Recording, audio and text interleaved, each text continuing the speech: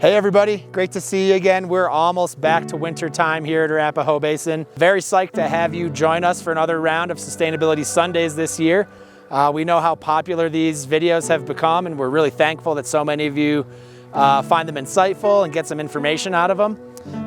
We've spent some time over the past handful of episodes talking about our overall sustainability plan, our commitment to achieve carbon neutrality by 2025, and sort of our core 7 sustainability goals that will support that carbon neutrality push. The videos in the past that have dived into some of that detail has really brought up some great questions and made me wish I had more time to go even deeper into the behind the scenes world of sustainability here at the mountain.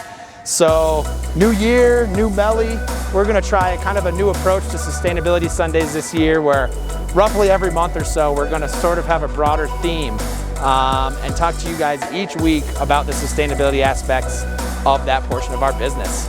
So we know it's been a while since we've seen you last. We've been up to a lot over these summer months, as always. Standing here now at what used to be the bottom of the Norway chairlift, where this summer we undertook a pretty big project of recreating a natural wetland here in a site that had some legacy of impacts and was the site of a number of chairlifts going back 60 or 70 years. So we had the opportunity this summer to come back and sort of remove some of that unnatural material and put this site back to the natural condition you might have found it in. We created about 3,000 square feet of wetland and about 8,000 square feet next to me of healthy upland tundra ecology. And we've also pulled out 2 large culverts and a vehicle maintenance road and replaced it with this new naturally flowing stream that we've recreated over the last few weeks. So this project has been a great experience for us this summer, one of many sustainability aspects to the ongoing projects we've been undertaking here at the mountain this summer. And we've talked a little bit about some of the sustainability aspects of our chairlift replacement at the Lenawee lift. We've definitely talked about the leave no trace ethics and really conscious approach to our trail building.